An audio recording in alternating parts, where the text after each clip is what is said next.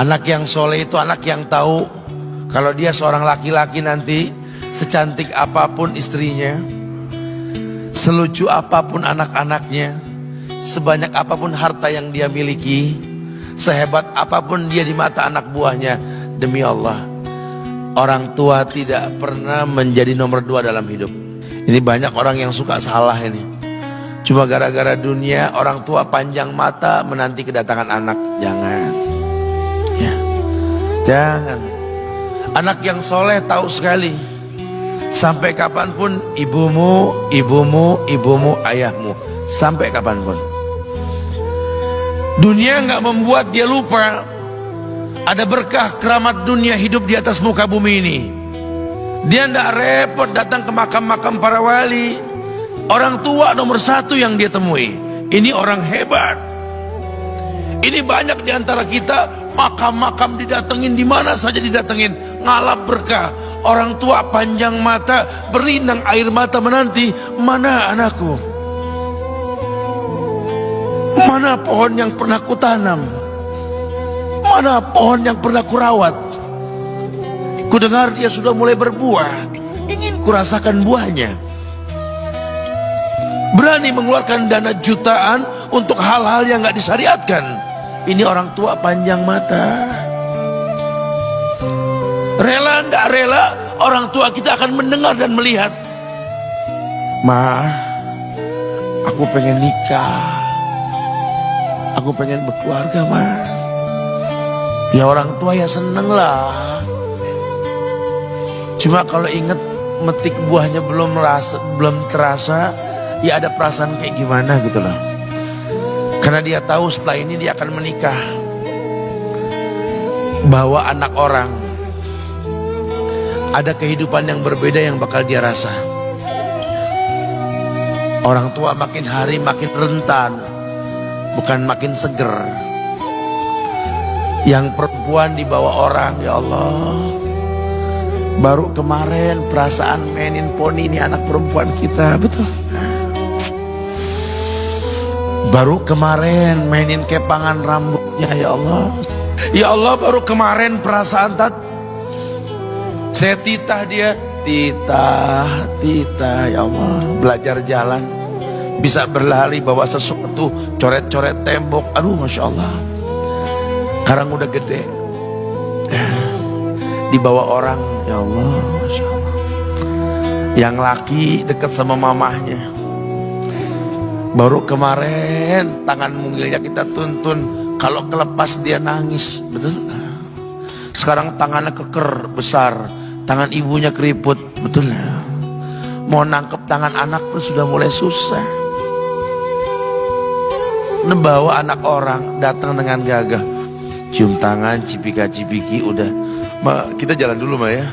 Udah Mama, udah. Digandeng tangan kekasihnya, dirangkul pundaknya. Ini anak laki ndak tahu ibunya kayak diiris-iris jantungnya. Dia lihat tangannya yang keriput, ya Allah. Udah berapa lama tangan ini nggak dibawa sama anak ini? Udah berapa lama tangan ini nggak digandeng sama anak saya? Kita merasa bangga akur merangkul istri kita, ibu kita ngelihat pundaknya. Udah berapa lama pundak ini nggak dirangkul seperti itu, ya Allah. Dulu aku berdandan secantik-cantiknya, ku dandankan anaknya, ku bawa di hadapan kawan-kawanku bangga. Lihat anakku. Tapi dia tidak pernah berdandan rapi membawa aku ke hadapan teman-temannya. Lihatlah ibuku. Ibunya sudah kebayang, ya Allah, ini anak bakal minta nikah sebentar lagi. Yang wajar kalau orang nanam pohon pengen metik buah, wajar. Ini buah belum terasa, pohon sudah mau dibawa. Kebayang tidak? Ya Allah. Mulai dia kebayang. Sehingga rasa-rasa seperti ini menjadi tumpukan rasa di hati orang tua kita, yang nanti pada akhirnya dia pun bakal kembali ke hadirat Allah. Kita pun bakal kembali ke Allah, betul? Sementara yang namanya kemuliaan datang dengan cara sabab yang benar. Ridallah fi ridal walidain wa sukhtullah fi sukhtil walidain. Ridanya Allah ada di ridho orang tua, murkanya pun sama. Karena semua ibadah yang dia lakukan berujung pada surga. Dan yang paling gampang ketika dia mau menaklukkan dunia, demi Allah, berkah orang tua dulu yang dia ambil. Ini dirasa oleh orang mulia yang Nabi katakan, innahu min ahlis sama, innahu min ahlis sama. Manhu? Siapa dia? Sahabat, manusia yang pernah hidup zaman sahabat tapi nggak ketemu Rasul, yang bernama Uwais Al-Qarni, pemuda miskin pengembala kambing di negeri Yaman. Padang tandus yang dia tinggal di situ, yang dia kesampingkan hidupnya untuk ibunya, untuk ibunya. Tidaklah terucap kalimat satu yang ingin ibunya pengen, kecuali Uwais pasti akan melakukannya apapun, dan ibunya cacat. Apa kata Uwais? Tidak akan pernah terlontar kata dari mulut ibuku kecuali kan kulakukan yang dia inginkan. Masya Allah. Ibunya cacat dan dia menomorduakan diri, yang penting orang tuanya dulu.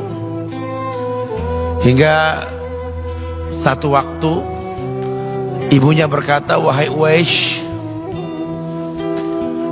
ibu sudah tua. Andai kematian mendatangi ibu,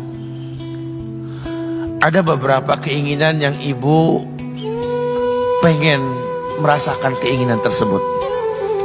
Mungkin enggak ya? Apa Bu? Katakan. Ibu pengen haji. Bengong, Wais, ya Allah Bu, ini Yaman, Hadramaut, yang sekarang saja pesawat itu bisa 3 jam menuju Saudi itu, 2 jam lebih lah menuju Saudi. Ini lebih jauh lagi, kebayang berapa ratus kilo, berapa ribu kilo, nggak tahu. Ya baiklah ibu, kata Uwais, aku tidak pernah menolak permintaan ibuku, tapi kali ini aku tidak bisa menjawab karena mikir gimana caranya ini. Apalagi dia seorang pemuda yang punya penyakit sopak, ada tanda-tanda putih di bagian badan itu kayak pano besar gitu tuh. Udahlah, terserah gimana nantilah.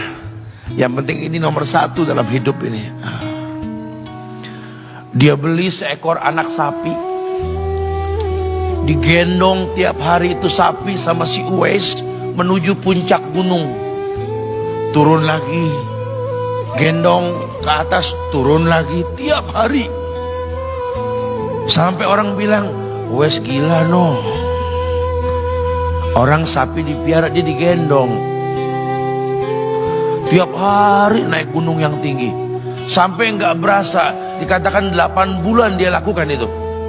Sehingga terbentuklah fisiknya yang bagus karena olahraga tiap hari bawa itu sapi. Dan sapi itu makin berat, dalam hikayat dikatakan sampai di atas 100 kilo itu sapi. Kemudian dia tetap gendong ke atas dan dia yakin, bismillah saya yakin. Sampailah bulan haji, ibu naik ke pundakku, digendong ibunya dari negeri Yaman. Subhanallah, gak ada yang gak mungkin. Lihat, dibawa ibunya ke Mekah, bertawaf di Ka'bah, dunia menyaksikan. Bahkan hikayat mengatakan dia sempat bertanya kepada sahabat Abdullah bin Umar, aku telah menggendong ibuku dari negeri Yaman menuju Mekah, bertawaf di Ka'bah ini, sudahkah aku membayar jasa ibuku? Apa kata sahabat Abdullah bin Umar? Bahkan satu hentakan napas pun ketika melahirkanmu belum terbayar. Bahkan satu hentakan napas pun ketika melahirkanmu belum terbayar. Dia selesaikan tawafnya, dia selesaikan tawafnya. Selesai tawaf, dibawa ibunya ke makom Ibrahim untuk sholat 2 rakaat. Selesai sholat, dia angkat tangan, dia berdoa kepada Allah, ya Allah, ampunkanlah ibuku ya Allah. Ampunkan ibuku ya Allah. Masukkanlah dia ke sorgamu ya Allah. Masukkan dia ke sorgamu ya Allah. Ibunya berbisik, Uwais, sudahlah, mintalah pada Tuhanmu ampunan untuk dirimu dan sorga untukmu. Wallahi wahai ibu, Allah ampunkan kamu, Allah masukkan kamu ke sorga, cukup untukku, ridhomu yang kubutuhkan wahai ibu. Lihat, manusia saleh, hasil doa Rabbi habli minas salihin. Lihat, makanya ketika Nabi mengatakan innahu min ahli sama, ini manusia penghuni langit, Umar, Ali, temui Uwais.